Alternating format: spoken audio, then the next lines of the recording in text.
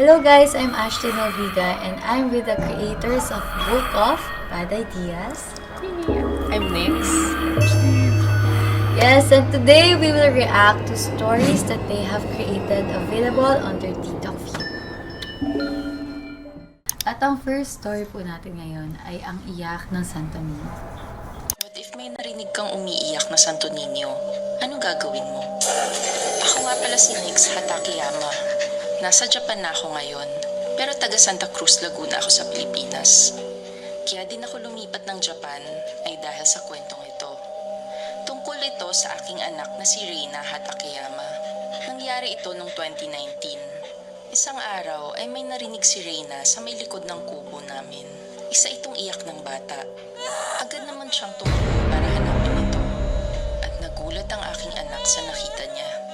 Merong nasusunog na bata at napakalakas ng iyak niya. Agad namang kumuha ng balde ng tubig ang anak ko at binuhusan niya ang bata. Nang namatay ang apoy, hindi pala bata ang nasusunog. Isa pala itong Santo Niño. Inuwi naman ito ni Reina sa bahay. Nang dumating na kami sa bahay ng aking asawa na si Jerome, kunento niya ang nangyari. Kinilabutan kami sa kwento niya. Pero nawala ang takot ko nung may kumatok sa bahay. Ito ang barangay at may mga kasamang mga pulis. Hinahanap nila ang batang si Marcelo. Kalaro ito ni Reina. Medyo salbahe ang batang ito. Gabi na raw at di pa umuwi. Kunento naman ni Reina na may narinig siyang iyak ng bata sa likuran namin.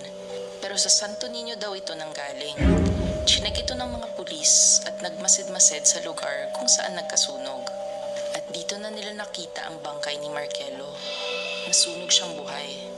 Naawa ako kay Marcelo pero sa totoo lang, nakampante din ako na ang iyak ay galing kay Marcelo at hindi sa Santo Niño. Palaisipan sa mga pulis kung bakit nasunog ang bata kasama ang Santo Niño. Wala daw silang suspect. Kinabukasan, nilinisan ko naman ang Santo Niño at tinagdag ko sa altar namin. Malaki rin pala ito, parang pang 6 years old na ang tangkad. Normal naman ang lahat sa mga sumunod na araw. Pero pansin ko, tuwing gabi ay may umiiyak na bata. Kala ko si Reina ito. Chinek ko ang kwarto niya, pero natutulog naman. Paulit-ulit to ng ilang gabi at di ko pa rin alam kung saan nanggagaling ang iyak. Hanggang isang gabi, naalala ko ang kwento ni Reina, na akala niya na ang iyak ay galing sa Santo Niño. Pumunta ako sa altar at kinilabutan ako. Sa kanya nga nanggaling ang iyak. At habang tinitingnan ko siya, gumalaw ang ulo nito at tinitigan ako. Napatakbo ko kay Jerome at natakot rin siya. Sabi niya, pumunta daw kami sa albularyo sa weekend. Kaso 2 araw pa bago magsabado. Kailangan niya daw kasing pumasok sa trabaho kaya hindi siya makaalis basta-basta. Sa sumunod na gabi, narinig ko ulit ang iyak ng Santo Niño, pero nang silipin ko, ay nawala na siya sa altar. Pumunta ako kagad sa kwarto ni Reina at nakita kong nakatayo ito sa gilid ng kama niya. Gumalaw ulit ang ulo nito at tinitigan ako. Tinawag ko si Jerome at nagising si Reina, pero di na ito gumalaw ulit. Sabi ko kay Jerome, mag-absent na siya bukas at pumayag naman siya.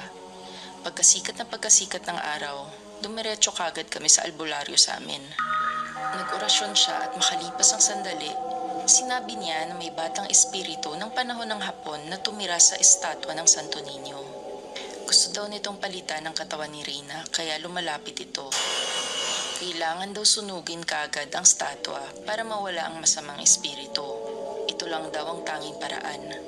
Kaso may kapalit ito. Ang magsusunog ng Santo Niño ay masusunog din. Pagka-uwi namin, dito na namin nalaman kung bakit nasunog si Marcelo.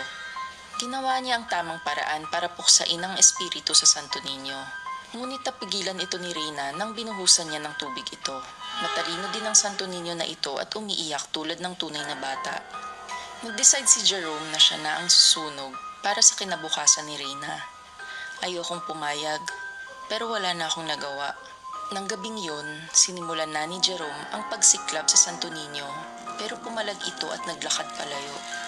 Niyakap ito ni Jerome ng mahigpit at sabay silang nasunog.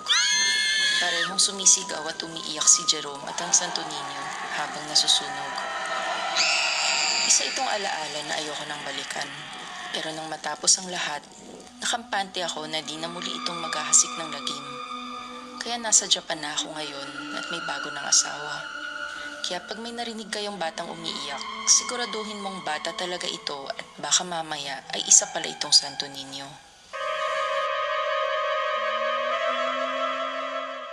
Hindi kong para isipan kanina. Yun pala siya. Bakit po kailangan talaga sila masunod? Wala lang. Ano lang yung twist lang. Parang Parang may ma-overcome spell. mag-sacrifice. Parang blunder yung sa umpisa na hindi mo alam. Tapos later on, alam mo tama. Ang ganda ng twist. Akala ko yung nasusunog na bata kanina, siya yung nasa kaluluwa ng Santo Niño. Hindi pala. Meron pa palang galing taga-Japan. Viva One Originals Ashton, Balik Eskwela now streaming exclusively on Viva One.